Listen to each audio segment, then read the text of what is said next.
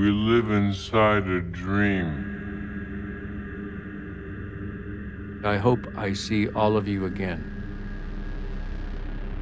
Every one of you.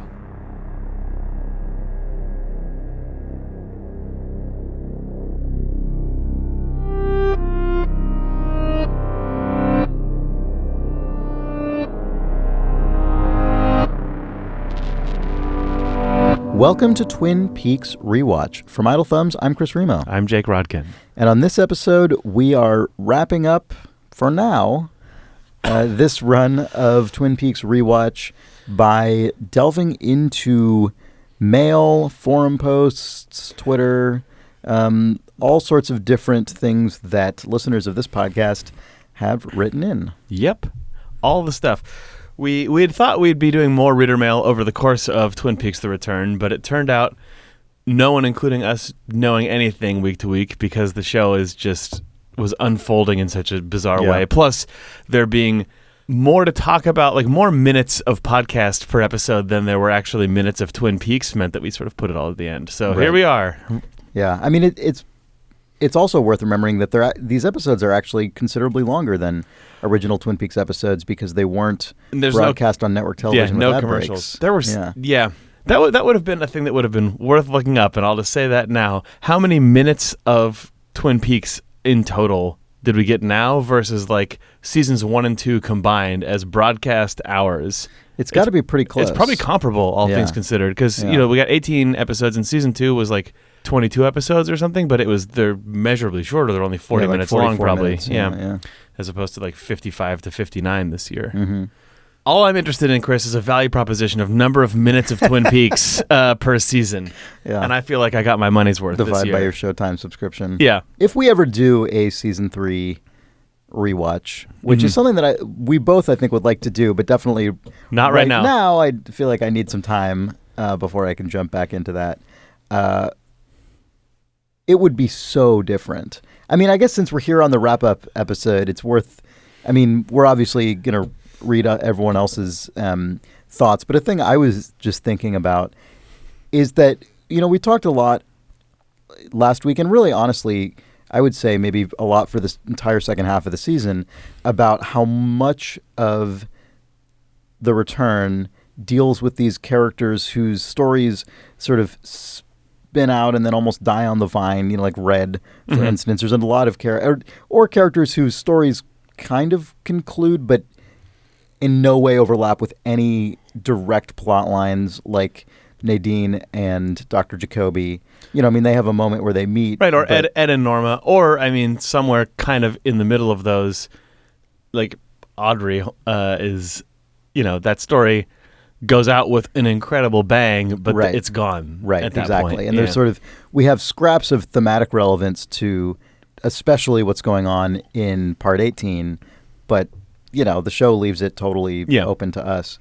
And I think I was thinking about, just over the last couple days, is that would have to just end up being part of the experience of watching that show, is knowing this is all we're going to get of this character when we encounter them in the show. I mean, even really big dramatic scenes, like when the little boy gets run over by Richard Horne, and we get these long, lingering shots of the onlookers. And I wasn't expecting that we were going to get the specific stories of any of those people, but we lingered there a lot, and then that's it. That's basically it.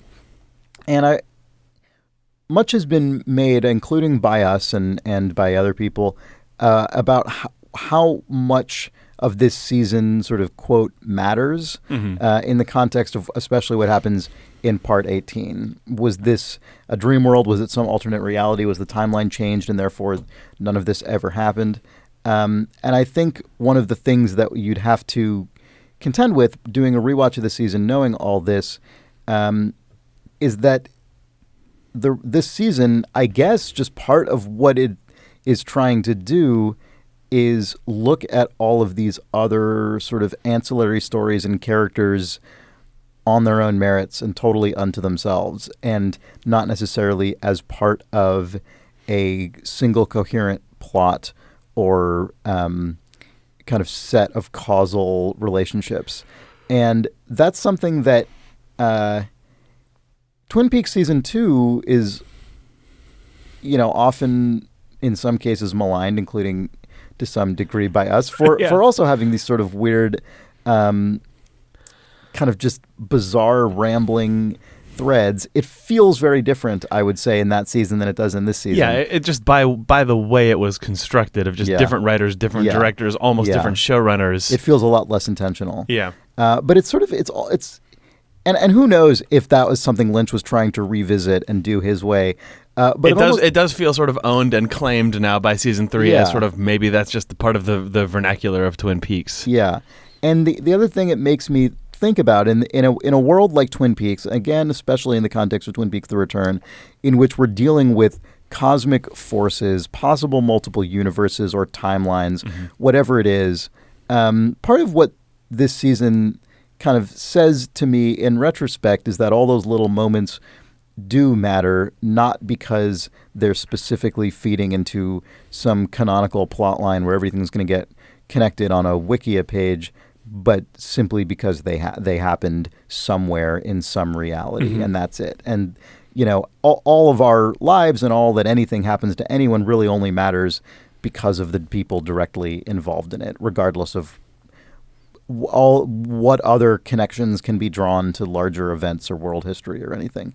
And I think doing a rewatch and having that in the brain would make for probably a very different experience. You wouldn't constantly be sitting there being like, oh, how is this going to tie into this? And I'm looking for this connection and that connection. Yep. Yeah. I'm really looking forward to a rewatch entirely for that reason, for being able to say, okay, well, now I do understand the form of this thing, and I understand why, even if I don't understand explicitly why each scene is here, just having a sense of where it lands in the greater puzzle.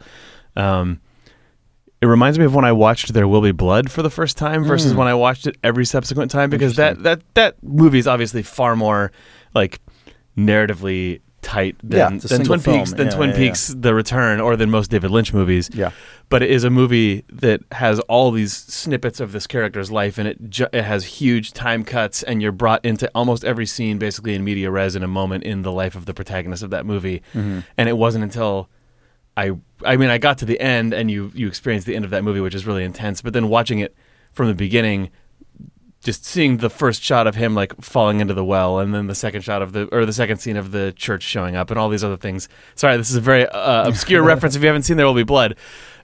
It's not very common that I watch movies or television shows like that, but I'm looking forward to it with Twin Peaks. That's actually kind of a good touchstone, because there are certain kinds of directors, and I don't mean to say that this is like an intrinsically better way to make a movie or a better director, but I would say if you think of a director like Stanley Kubrick, for instance, I would say that is also a director who fills his movies frequently with scenes whose direct meaning in the sort of cause and effect chain is not as clean or tidy as in what we typically expect in filmic storytelling, even though he's obviously an extraordinarily meticulous director who makes all his choices very intentionally. And movies like that can be sort of frustrating and repelling sometimes, because they signal meaning so intensely because the choices are all clearly made with so much intention, and yet you don't always know exactly what that meaning is. And There Will Be Blood is, I think, a really good example of that. A lot of P.T. Anderson films kind of feel like that, especially his later career. Yeah. And David Lynch very much feels like that, with the added thing that is sort of less so in the case of those other directors, which is that he puts such completely weird and unearthly things on the screen all the time that it almost like screams like there's got to be a puzzle to unlock here. Especially in this season, there's so much lore language that does make it seem like there is a lock and key for everything. And there probably is to some extent. Yeah, but part of it also is, I think, supposed to just be to give you the feeling of drowning in it. Yeah, I think that's probably true. So speaking of that... Speaking of drowning in lore... Speaking of maybe trying to over-explain Twin Peaks The Return, Some people have pointed out something that we should have thought, I think.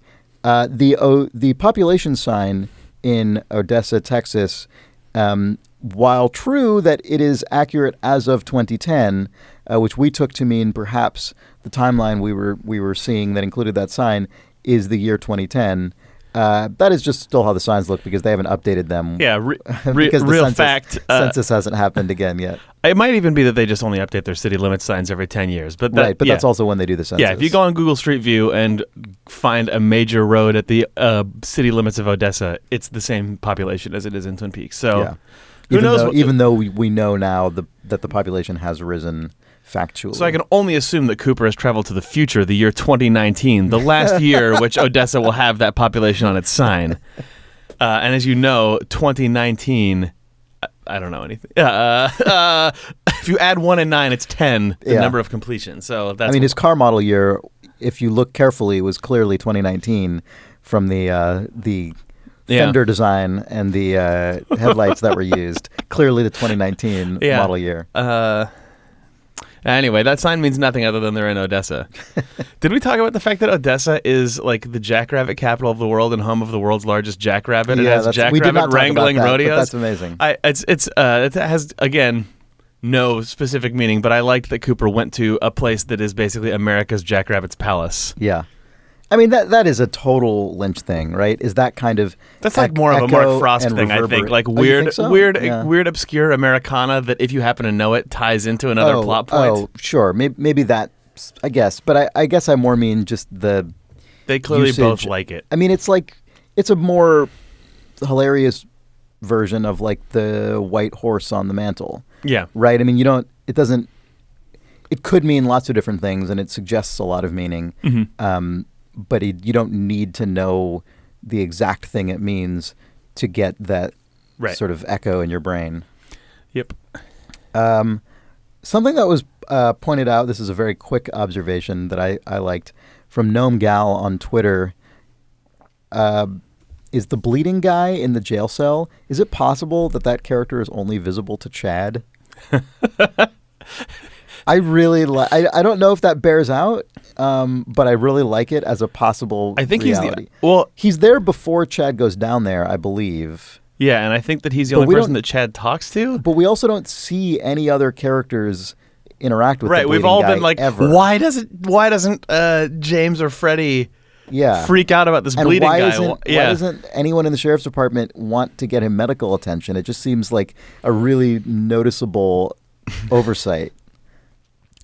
Hopefully Chad is just messed up at this point. Or I mean, hopefully that guy from now on, the bleeding guy, I will name Chet. Bleeder Chet. Yeah.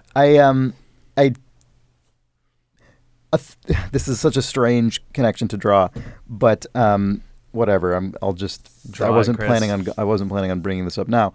But Krista Golby wrote in. She said, I laughed out loud in the office when you pronounced GIF in Cole's voice, comedy gold. But I wanted to talk about Nadine. People have mentioned a few times her super strength coming after she tried to commit suicide and regressed into her high school self. I think this is because the first time we see her strength, it's more subtle. She bends the exercise machine after she gets upset by Ed's grease getting on her drape runners. I find it really interesting that she was already a, quote, supernatural character before the events of Laura's death. Love listening to the podcast. Thank you. So the point she's making is that it wasn't actually Nadine's mental age regression that triggered her super strength. She already had super strength, which is it's clear in the show, but I think often gets forgotten by people. I remember that, and I might have muddied that when we talked about it. But yeah, I've always really enjoyed that Nadine is a character who, from frame one in the show, is a woman with an eye patch and superpowers.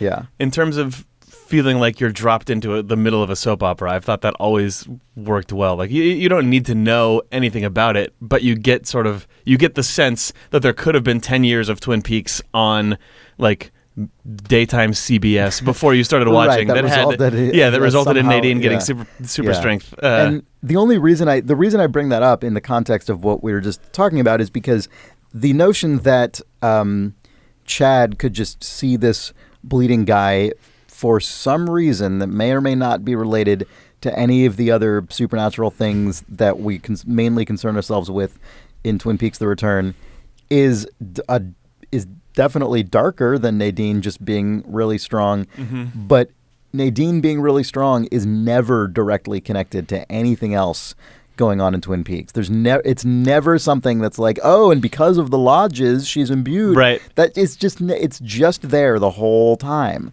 And I think that, as you say, like we know that that's true, but it is, I think, rarely remarked on that it's just a purely outrageous element that isn't connected to any other Twin Peaks lore.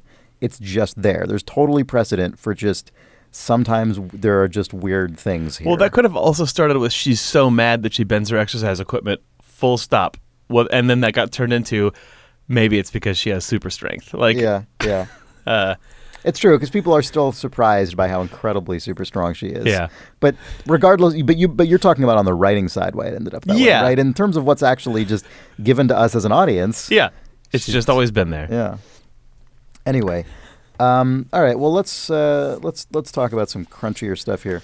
So, Jamie Leipert writes in and says, "Hi guys, greeting from Ireland. Big fan of the podcast, and I've loved hearing your thoughts on each episode. I've been incredibly conflicted since viewing the series finale. The finale and the series as a whole shouldn't need an explanation and should be just about the experience of watching it and the emotions it stirs up.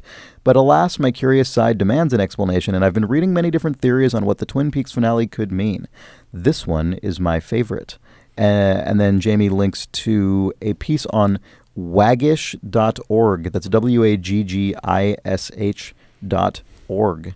That is essentially a theory of the events of the finale and then by extension much of Twin Peaks The Return. Yeah. Anyway, keep up the great work, guys. Best wishes, Jamie Leipert. The author of that piece basically postulates they self-admittedly do their best Mark Frost impression and say this is what I think the sort of clockwork inner workings of season 3 might have been before it sort of actually hit production and flew in all the directions that it flew.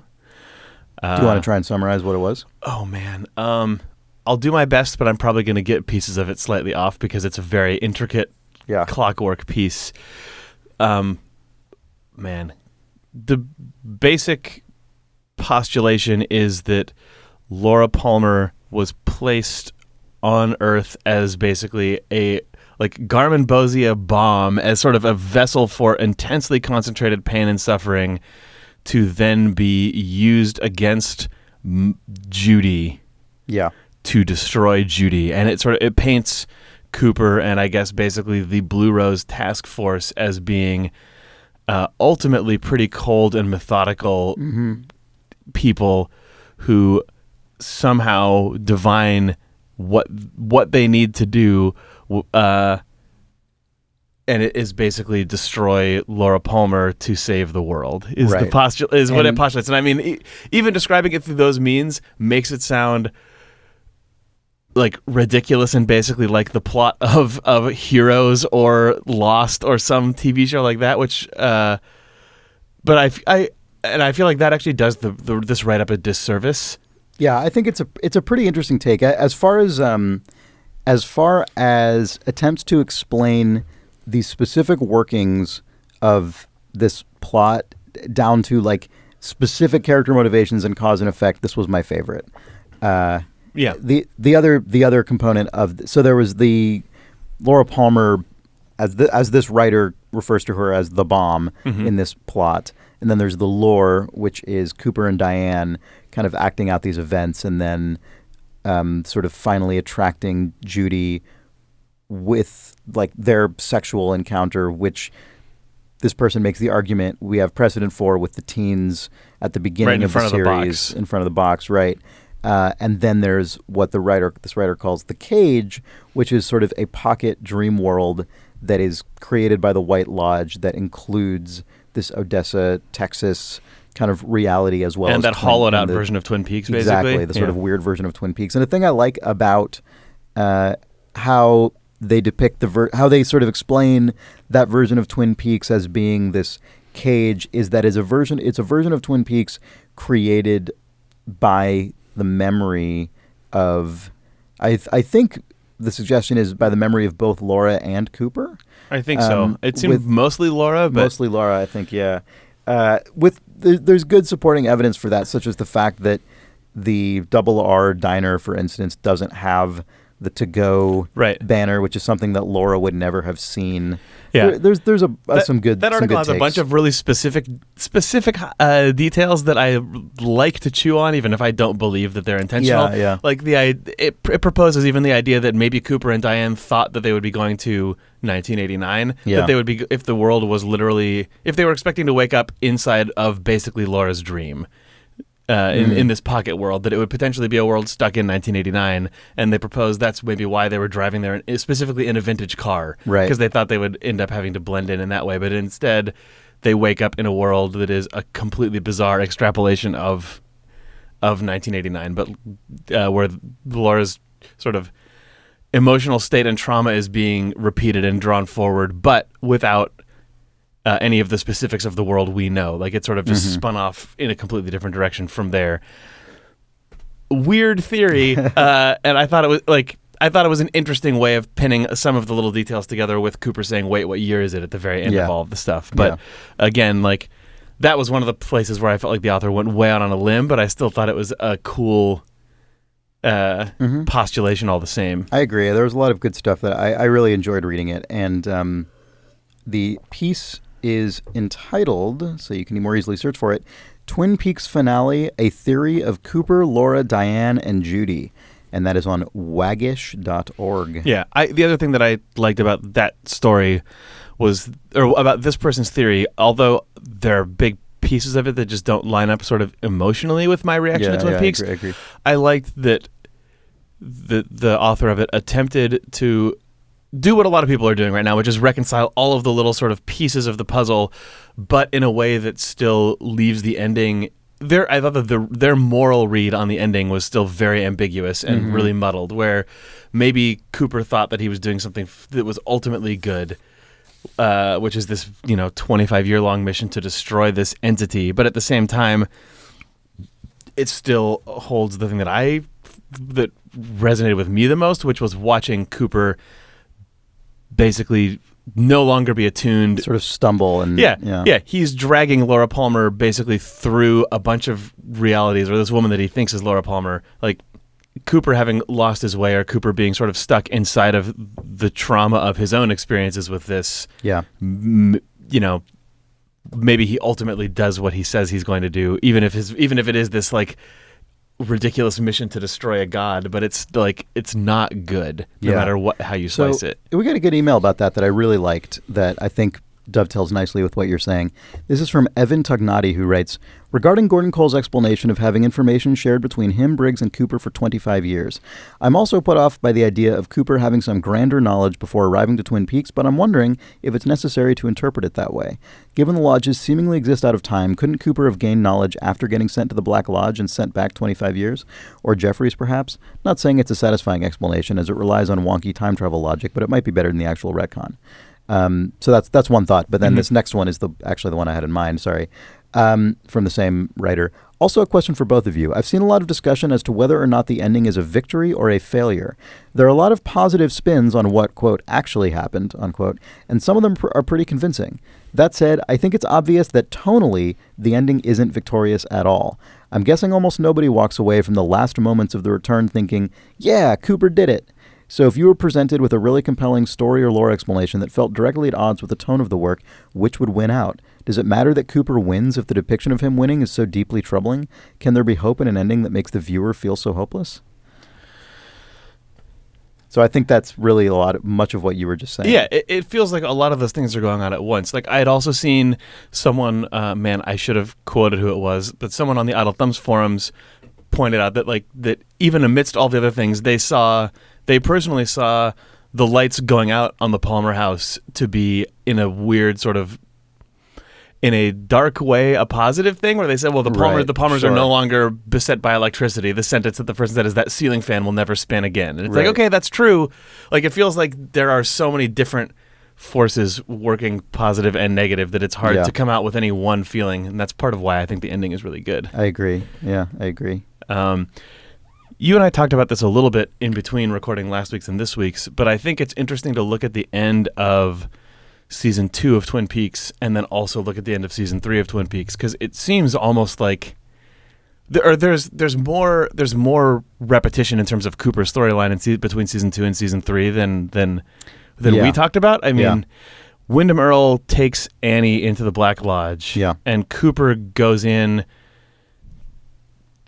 to the Black Lodge to try and pull Annie out, like to basically try to do the same thing that he's trying to do with Laura. It seems like he's it's going funny how similar that is. Yeah, he's pushing against basically the fabric of reality as we understand it to try and change the fate of a woman who he seems sworn to protect, and pushes so hard against that stuff that it basically destroys him. And he's done that twice now. Like Cooper came out of the lodge wrong at the end of season 2, or like the wrong Cooper came out, or he got himself trapped, and basically like reality was messed up for 25 years. Then we saw the end of season 3. He basically tries it again. He just does it, and when you consider, I mean, he pops back out of the lodge and then immediately, essentially reattempts.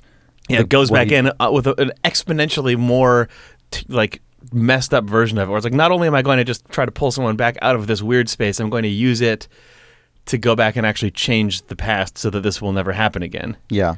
But it happens like 1,000 times worse. Then he immediately goes to Odessa, Texas, grabs Laura Palmer again and drags her back to her house. I know, sorry, I don't mean to repeat myself. Yeah. Twin Peaks. Yeah, no, it's true. The ending of season 2 is so incredibly dark. I think it is ultimately a darker ending than the ending of The Return, because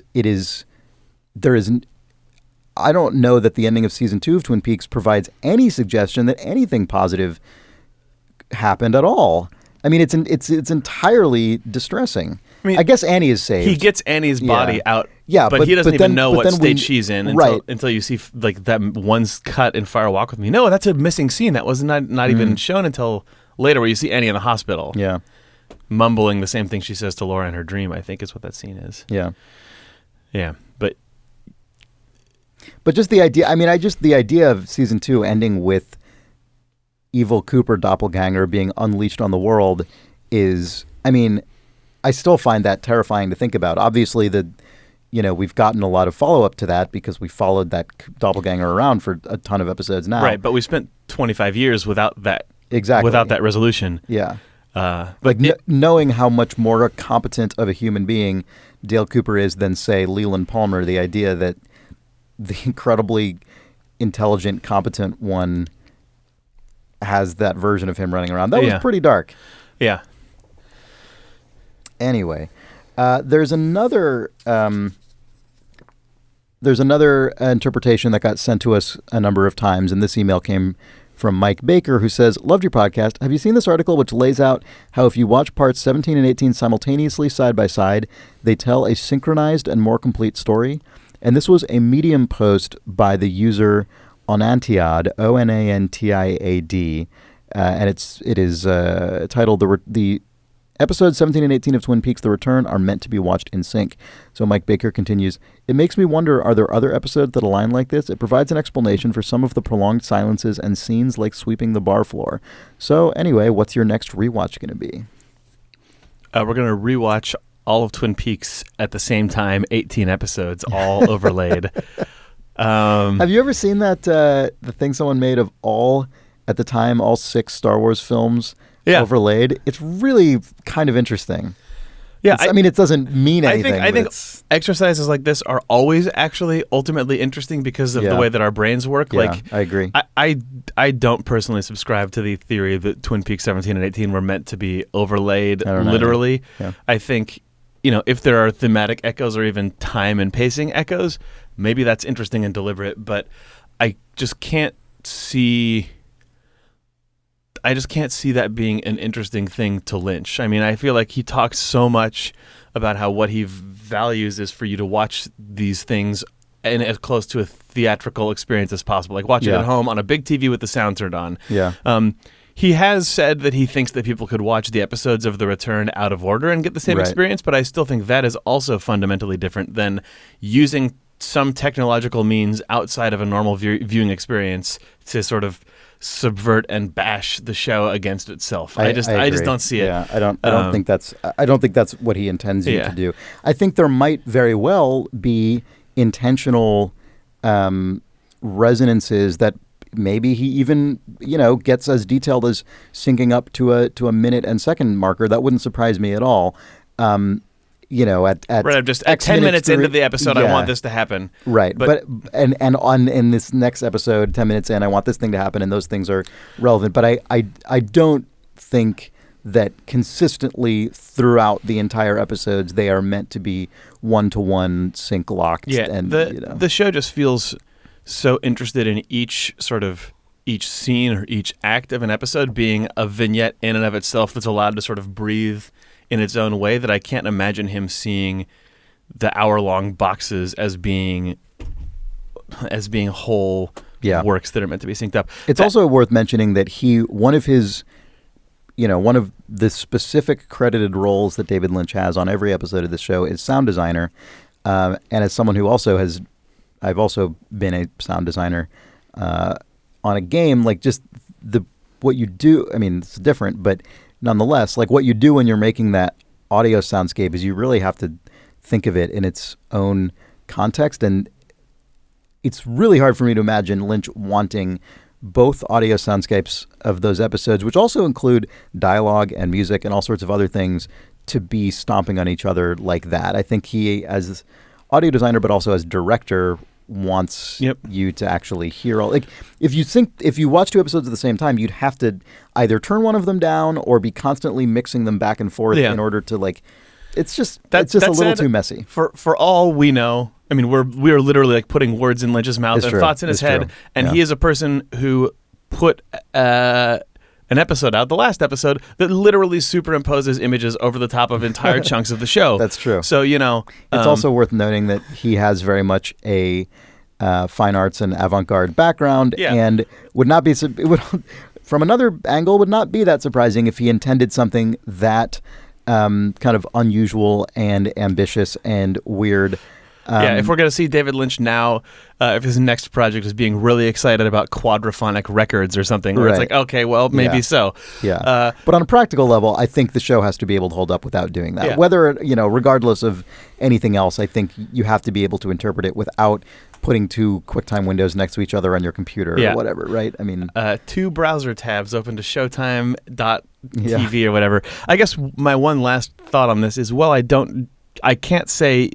Wow. Well, I don't personally think that it was intended, but I can't say one way or the other. I do still think it's an interesting intellectual exercise to play an episode of Twin Peaks on top of another episode of Twin Peaks. To the question of, are there any other episodes that could overlay? I would argue just run part 8 of The Return, the one with the nuclear explosion, next to any episode of Twin Peaks, and you will probably be fascinated. Right. Like, you will definitely find things to note. It's the Dark Side of the Moon on top of the Wizard of Oz. Your brain, I think, is very good at and derives pleasure from seeing when things line up and from when there's nice synchronized events or when interesting collisions happen. And your brain is also going to be very good at dismissing all of the parts where that doesn't happen. So it's always going to be a pleasurable and interesting experience. And this actually, I think, really goes back to what you brought up that we talked up a little bit about earlier in the episode. You brought up the film There Will Be Blood, and I was sort of talking about certain kind of filmmaking that really foregrounds scenes that seem meaningful but don't necessarily subscribe to sort of a traditional linear kind of cinematic mode of storytelling. And I think that there is, certain, not just directors, but, authors, painters, musicians, whatever. I think certain really great people who create things are able to assemble sequences or canvases or whatever that contain lots and lots and lots of very potent implied meaning and lots of very powerful implied correlations and connections and kind of sync up your neural pathways in stimulating ways without necessarily needing every single one of those things to be tidally connected explicitly, because they're taking advantage of our tendencies as humans, as you say, to want to find those patterns and to want to create meaning. Yeah. We do that in our own lives as well.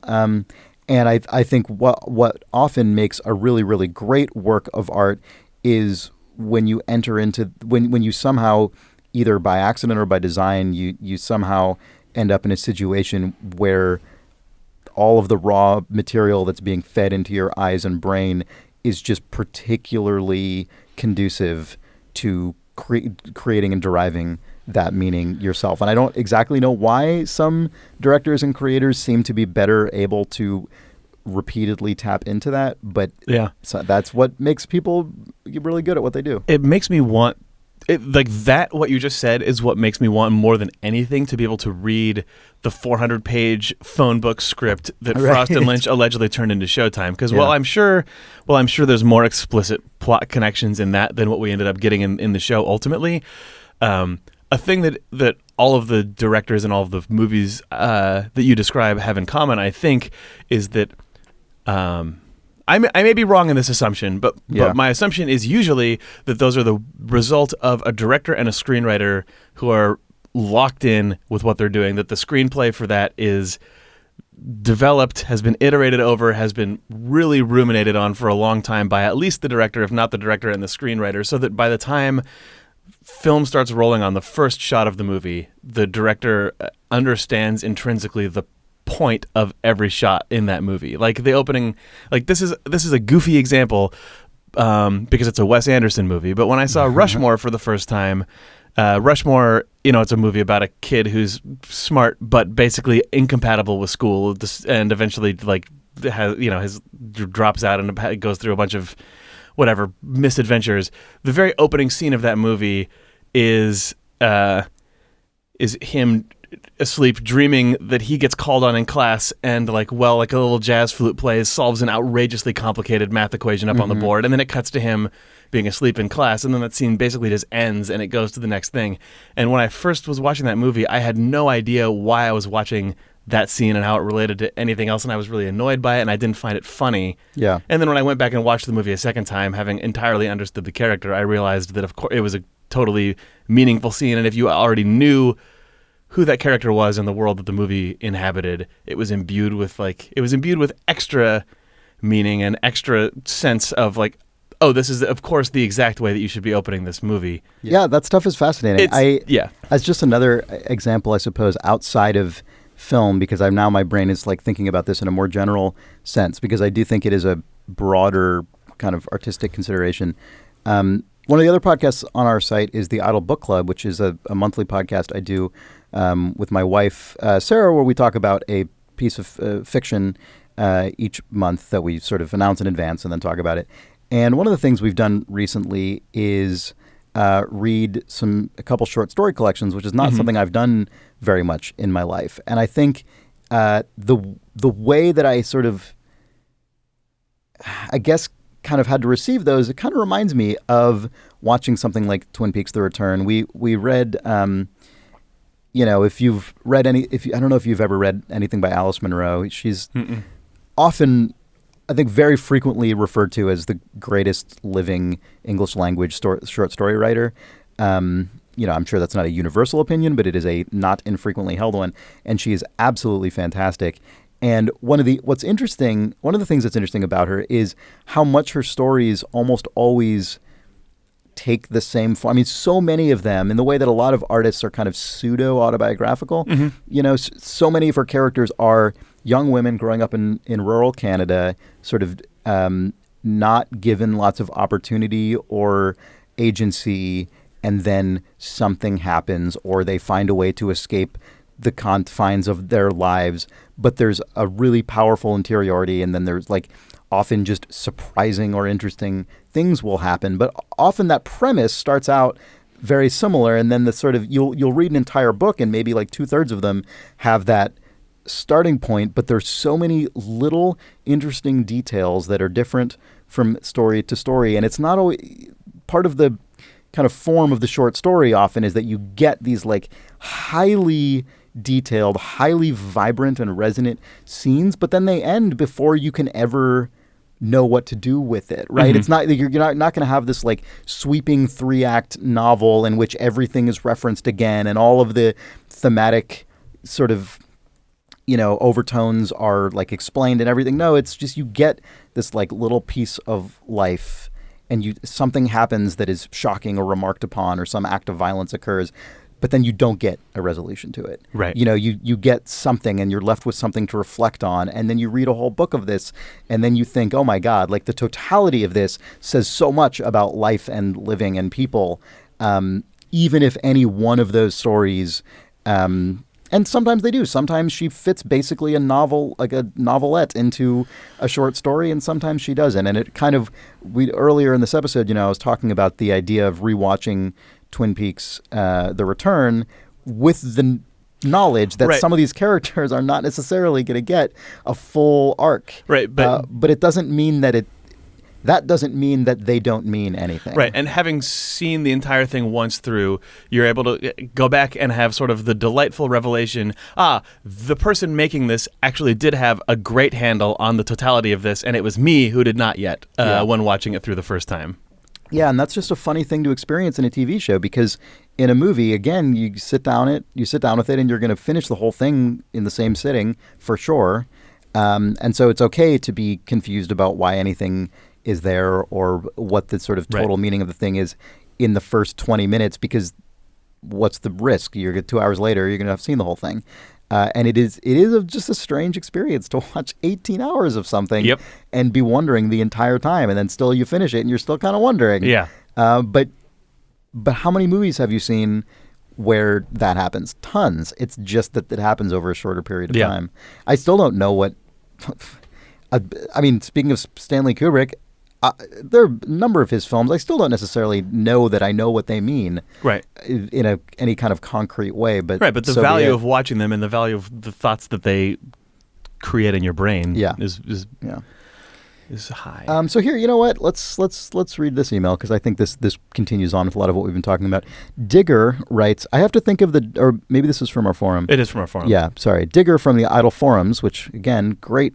Super fun place to hang out and talk about all this stuff, because people have so many different interpretations and ideas, which is very cool. Anyway, Digger writes, I have to think of the dream and dreamer as a metaphor. The dreamer is any of us filtering, making sense, making judgments of the world through our own experience and senses, when these same events can be viewed completely differently by anyone outside of us. As dreamers, we are creating the world we live in and imagine it is reality, and that we know reality, when all we know is our reality, and that reality is mutable and inconstant. The past creates the future, and Cooper's latest journey add another wrinkle. Time and destiny are dreams. If they can be changed, then the one who does the changing is the dreamer. But, like a dreamer, has little control on the full effects of any decision's outcome. If time is inconstant, reality is only one of infinite possibilities. So that is an intricate but also very sort of open-ended and philosophical interpretation, and I think it's worth reading that in sort of contrast to a lot of the really... contrast or sort of companion. Yeah, right. To a lot of the really intricate... The harder, crunchy, like Cooper has developed a bomb to defeat... Right. Yeah. Yep. I think all of those things can and should coexist as sort of readings or ruminations on Twin Peaks. Mm-hmm. And then here's just to diffuse some of this like incredibly... lofty talk that we're attempting to engage in Digger here. Also writes, it was a Band-Aid. So John Radiman on Twitter points out, the large power lines you refer to in Part 18 are transmission lines, used to transmit across long distances. The smaller lines, like the ones in the Fat Trout Trailer Park, are distribution lines. So there you go. Now I know what those are called. Okay. Transmission lines and distribution lines. If you learned one thing on this episode of Twin Peaks Rewatch, it is that fact that is I assume objective and true and not up to interpretation. Come for the weird emails, stay for the facts about electrical distribution networks. So here's something, again, going in a totally different direction. David Waugh writes, I was listening to episode 52, which is the episode we did on Part 17, on the drive into work this morning, and you discussed how there is no point to the setup and payoff of Lucy understanding how mobile phones work. This got me thinking. I think the gag is that Lucy still doesn't understand how cell phones work. Lucy is floored by Sheriff Truman's appearance while speaking to her on the phone because she can't get her head around how a person can be in two places at once. In episode 17, Lucy says she understands how mobile phones work now, not because she actually understands that they allow people to move around, but rather that her original disbelief is now fully supported by the fact that there are two Coopers, one on the phone to her and the other she just saw enter the station. Let's hope she doesn't shoot the next person who comes into the station while speaking to her on the phone. Now that I've solved this major plot point, can you please kindly work out and explain to me Cooper and Richard's demeanor in episode 18, Diane's double at the motel, and the final what year is it scene? Much appreciated. Regards, David Waugh. Sorry, we can't. No, we cannot. We tried. That is a really goofy and good version of that. Yeah. You know what this also reminds me of? It reminds me that there was a piece that I don't remember if you and I mentioned it on the podcast, but we definitely at least mentioned it to each other or on that sort of group that we're part of, about the insurance guy who visits the... and asks about which of the two Sheriff Trumans. Yeah. Yeah. There was some piece that made, at the time, I think, an incredibly persuasive argument that guy was going to be like the linchpin of the series, and it was going to be this huge, like, incredibly important thing. And it's like, people think that was just a weird tossed off thing, but it's definitely... Yeah. Although now that I say that, maybe that guy was from one of the other Twin Peaks realities, and that's why he acted so weird. And maybe the two Trumans thing is actually more, at least thematically, connected than it may have seemed, even though it was introduced just because Michael Ontkean didn't want to come back. I like that someone in the Idle Thumbs reader Slack pointed out that if you do a Google search, at least as of around the time last episode came out, if you do a Google search for Michael Ontkean, it has a picture of the actor who plays Robert Forster. Yeah, it has Robert Forster as the photo that comes up. It says Michael Ontkean has a picture of Robert Forster, and it's the most Twin Peaks: The Return thing to happen, where you Google the actor who played one Sheriff Truman, and you were given photographs of the wrong Sheriff Truman. Yeah, I'm sure that has been fixed, and I'm sure that it was because some algorithm completely knew that it was supposed to look up pictures of his character from Twin Peaks, and it looked up Twin Peaks Sheriff Truman. If you search for the words Sheriff Truman on Google, it says, "Did you mean Sheriff Truman?" It does. No, I would believe it. Yeah. The fact that Twin Peaks confused Google that much and it made it seem like you exist between two worlds for a week after Twin Peaks came out was very good. Yeah. So maybe our reality is mutating because of that insurance guy. Mm-hmm. Google chants out between two worlds. Yeah. Michael Ontkean. Michael Ontkean. Frohickey writes, I'm getting hints of the Orpheus and Eurydice myth, where Orpheus is granted passage to the underworld to bring Eurydice back on the condition that he not look back until they've passed the threshold into our world. Of course, this rule is broken. He looks back, Eurydice is taken away, and Orpheus eventually is torn apart by Maenads, I'm sorry if I'm saying that wrong, and his soul taken into the underworld to be reunited with Eurydice. The season's ending seems to be a blending of that concept and a reimagining of what would have occurred if Orpheus had been at least partially successful and broken his own timeline before being banished into an infinite recess of possible worlds forever dictated by his muse, his Eurydice, the past dictating the future over and over again. I thought that was a good read, and I also saw on Twitter someone posted an old painting of Orpheus leading Eurydice from the underworld, and the imagery looks so close to the shots of Cooper pulling Laura out of the woods that it feels like it must either be a subconscious reference or a direct reference to those depictions in that scene. Yeah, it would be hard to not... Yeah. That's such a powerful... bit of classical mythology that I think it would be tough for that not to be somewhat conscious. Yeah. And that's actually a good example of something that I think that's a good example of the kind of interpretation and observation that is nice because it is almost feels like elemental. It's sort of part of it's part of sort of just Western mythology myth, and trope going back millennia. And people have also made really interesting observations about David Lynch's interest in Buddhism and how that relates to much of what has gone on in Twin Peaks, particularly this season. And I like those comparisons and observations because they speak to kind of the larger intent of the thing and sort of help to situate like the total emotional space without necessarily needing to feel convinced that like every single lore. Every piece doesn't have to line up. Yeah, exactly. Bob Le Samurai. Bob. Yeah, I'm guessing that the name Bob Le Samurai is a reference to two films by the French director, I think Jean-Pierre Melville, who made the films Bob le Flambeur and Le Samurai, which are two classic French crime films, and both awesome. If you haven't seen either of those movies, Bob le Flambeur and Le Samurai, I assume that's what that name is a reference to. Anyway, this person writes, Kyle MacLachlan's last 45 minutes are a real rabbit duck of a performance. The closest thing I can compare it to is the splicing of Ian McKellen and Christopher Lee's voices as Gandalf the White in The Two Towers. It's uncanny. At first I was convinced he was the doppelganger all over again. Going over the same scenes a second time, though, I can just as easily rationalize all the same mannerisms as coming from Cooper, following the fireman's hints while being distrustful of his surroundings.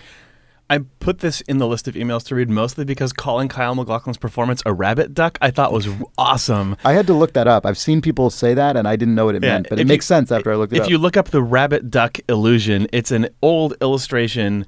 I think it's probably from like Victorian times. It looks like it, yeah. Of what could either be a duck with its its bill pointing out, or like looking to the left, or a rabbit's face looking to the right with its ears coming out behind its head. So it's just your brain constantly undulates between what it sees, and that as a description of Kyle MacLachlan's performance as good Coop and bad Coop is just like really good. Yeah, it's a good touchstone. Yeah. It looks like this. It looks like the illustration dates back to an 1892 German humor magazine. Okay. Yeah, artist uncredited. Okay, let's see. What do we have here? My God, we have so much email. By the way, I'm sorry. We're probably going to have to wrap this up fairly soon because we're running out of time on our end. But if we didn't get to your email, I'm really sorry. We read a ton of email, printed out a ton of email, and it's just too much to get to all of it. Yeah, if you want to see some really good conversation about Twin Peaks: The Return, a lot of this stuff, though some of it was from our inbox, a good chunk of great discussion is on the forums. Yep, so absolutely. I really recommend going through and reading the Twin Peaks: The Return Part 18 and 19 thread. It's like 20 pages long. 17 and 18. Oh, wow. What? 17 and 18, yes. And I suspect that forum will live for a while at this point, because we just got this huge injection of Twin Peaks that's going to have to tide us over for some amount of time, possibly forever. Well, Mark Frost's book comes out at the end of October, and I'm curious as to what the heck that's going to be at this point. That's true. You know, a funny thing about that, actually, that I don't think that we've talked about, you mentioned, I believe you mentioned, and definitely a number of other people have mentioned, some weird inconsistencies between Twin Peaks, the television show, and The Secret History of Twin Peaks by Mark Frost that seem bizarre in how unnecessary they are in terms of changes to Norma's family's situation. Yeah, I don't think that Norma and Annie are related, or maybe Annie doesn't exist, and MT Wentz doesn't exist, and Norma's mom died when she was way younger in that version of the world. And Mark Frost always just kind of did the equivalent of smiling and nodding when people pointed that out. Yeah. Presumably because he knew that the show was going to end up being about ultimately about there being fractured realities and about there being inconsistency in all of these people's perception of reality and whether or not it's even consistent. Mm-hmm. Now that both the show is out and he has clearly seen the final edits that Lynch did, I wonder how much this book is going to end up being explicitly about that. The new Mark Frost book is not. A lot of people seem to think that it's called Twin Peaks: The Final Dossier, and people seem to think that it's going to be about the events after season 3. It's not. He's said that what it's going to be is backfill of these characters' lives leading up to season 3, which almost seems more dangerous to me. Yeah, I know. Because Twin Peaks, the Secret History of Twin Peaks was basically the world centuries before Twin Peaks up till about like just the aftermath of the season 2 finale. Mm-hmm. And now he's going to backfill the 25 years. Yeah. And I'm really curious as to what choices he ends up making and what he decides to tell and not tell in that. Because maybe we'll come back to talk about it. Yeah, that being a hole that you can fill in with the little tiny dots of things that are inside of season 3 of Twin Peaks has been all that I've really personally needed or wanted to know. But we're going to get what is probably again going to be like a 2-inch thick book if the first Mark Frost book is anything to go by. Yeah. Explicitly stating a lot of that stuff. Mm-hmm. All right. Well, you want to do one more? Yeah. John, this is a good wrap up, I think. Jonathan Anderson writes, much has been said about the enduring legacy of Twin Peaks, but what do you think or hope will be the legacy of The Return? Will we see new shows with a willingness to expect more of their audience, shows with such deliberate long-term pacing, more 18-hour movies? Or is The Return unlikely to penetrate the same way its predecessor did? I think my knee-jerk take on that is that Twin Peaks The Return is less likely... Well, it is guaranteed to have fewer cultural reverberations than the original series did, simply because the original series was a massive network hit that was seen by everybody. In an era that was pre-ubiquitous cable TV, let alone pre-internet streaming. Like if you look at, I remember around the time season 3 of Twin Peaks was sort of bubbling up and becoming material, people were circulating like a page from TV Guide or from a local newspaper's TV listings at the time, and it was a reminder that there were basically still the 3 major networks and a couple of outliers on cable, but it was like, what's on right now? Family Matters, Twin Peaks, and sports. It's like that's what most of America had on TV or something, you know? Yeah. Like if you're going to turn on TV at whatever time it was on, whatever day it was the Twin Peaks was on, for the majority of America, it was a third to a fifth of what was available to you on your television set at that time. And like that, it's so hard for that sort of thing to happen. I mean, you know, you have Game of Thrones or Mad Men or something that will have a huge impact on sort of the critical discourse or the diehard fans of TV. And just like the style of but visual style of those shows. TV shows are still incapable of sort of permeating the culture to the degree that you could even do with television at the time that Twin Peaks was first on. For sure, yeah, exactly. I mean, it's true. I think the one thing that is probably the case is that among the audience of people who make sort of expensive, television, I would imagine that the shows like this one, not just this one, but lots of shows that are this anticipated and sort of made by people with existing reputations, they're probably permeate pretty entirely through the group of people making television like that, right? Because you want to know what interesting people are doing in your medium. But the different, and I would definitely say Twin Peaks: The Return is pretty unique in the world of television. It is not. It represents a lot of things that are absolutely, even in this age of high production value prestige television, Twin Peaks: The Return is something very, very different. Yeah. But also, television is already so many different things right now that it's hard to have that same effect of like, wow, this came out of nowhere and showed us that TV can be something totally different, because TV already, what does it even mean for something to be a TV show anymore? It can basically be anything.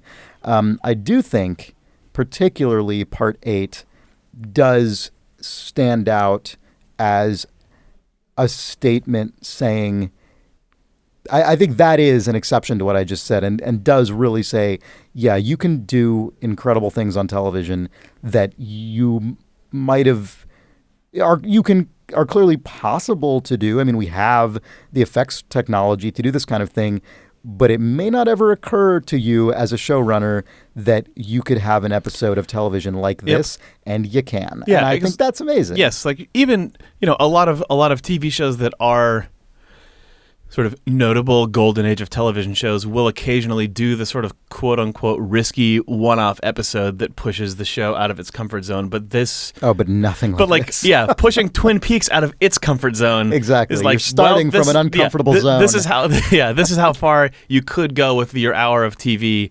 on Showtime. And if you could do that on Showtime, that probably means that there's going to be people trying to do that on HBO. On HBO, but then I mean on FX or AMC or whatever. That probably will never drift all the way back down to network TV. But who knows what that's even going to mean in another decade? Right. Yeah. Who knows? In conclusion, who knows, Chris? My favorite 2 words to say on this podcast. This series, at the very, very least, puts some weird, interesting outliers on the graph, right? I mean, it definitely paints some possibilities that are new and bigger. And while it's probably not going to be the cultural touchstone, it definitely won't be the cultural touchstone the original one was.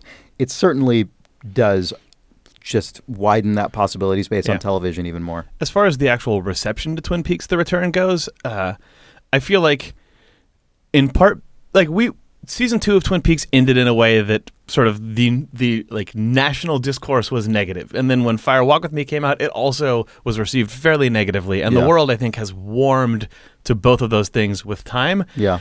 And the sort of, what you're saying about the breadth of what's available on TV and just sort of even the in the 90s and 2000s, the space of what was available in an American cinema also broadened. I think the critical discourse and sort of just fans' willingness to embrace the end of Twin Peaks: The Return is wider than it would have been in the 90s. True. But even it still has... there's a lot of people who are not into the end of Twin Peaks Season 3. But I suspect, even though Twin Peaks: The Return was received positively relative to the ends of Fire Walk With Me and Twin Peaks Season 2, it will still be received increasingly positively and probably embraced more with time, is my suspicion, even though its audience is probably smaller than either of the 2 iterations of Twin Peaks that came before. I think it will rise in estimation. I think you're right. And I think it'll be interesting to watch that process once, all 3 seasons plus the movie get bundled up into a new Blu-ray set. And once this filters out to Amazon Prime and iTunes and Netflix and all the places as just the 3rd season of Twin Peaks. I think we talked about that early on too, is just, we probably will either, it will be very old or we'll be dead, but at a certain point, the delta between Fire Walk With Me and Season 3, like the 23 years between Fire Walk With Me and Season 3, like 30 years from now, that'll be less time than is between Season 3 and when you're alive. And at that point, it'll just feel like one cohesive bundle of work that exists. Sure. We don't need to literally wait that far. But, I feel like the difference in time, we have experienced that by the difference in time between Fire Walk With Me and Twin Peaks Season 2. That's only a few years, but to fans in the 90s, it felt like this new abomination that popped up. Yeah. And now, for me, it's just what Twin Peaks is. Yeah, exactly. It's always been there. Yeah. It hasn't, but it's sort of gets put in your brain as that's just always what Twin Peaks has included. Yeah. All right. Well, on that weird projection into 30 years from now, when I'll see you again in 30 years when everyone perceives Twin Peaks as one cohesive work. Yeah. This has been great. This has been really fun doing this podcast. It has. I enjoyed it the first time, and I enjoyed getting to come back and do this whole season. And we will have this in the back of our mind for a future rewatch of The Return. We may come back and do a, Final Dossier? Yeah, a Mark Frost book-a-thon. Yeah. I wouldn't mind, one of the people who wrote in asked what our next rewatch is going to be. This is totally indulgent and unnecessary, but I wouldn't mind doing something weird, like not a rewatch, but for me, first time watch of On the Air, the other Frost and Lynch, the only other Frost and Lynch that would be fun to do television show, starring, I believe, Ian Buchanan. Who is which? Which man is that? Dick Tremaine. Okay. Yeah. All right. So that just seems like it would be a fun, ridiculous thing to do. Yeah. But we'll see. Anyway, thank you so much for listening through this series of podcasts with or us, watching it, or watching it on YouTube. Yeah, either way, and for watching the show and sending in your thoughts and listening to our stupid thoughts and everything else. It's been a lot of fun, and it's been fun talking with people on the forums and responding to comments and hearing everyone's Twitter thoughts and all the other ways people have gotten in contact. It's been hugely. It feels like even though we didn't always end up with time on the episodes to read all the emails and thoughts, it has felt to me like a very community-centric production, and it's been super fun. I hope you all had fun too. I had fun, Chris. I can speak for myself at least. Oh, good. Say that I had fun. Good. Mm-hmm. All right. Well, we'll be back at some unspecified date. I'll see you again at some unspecified date. Bye. Bye.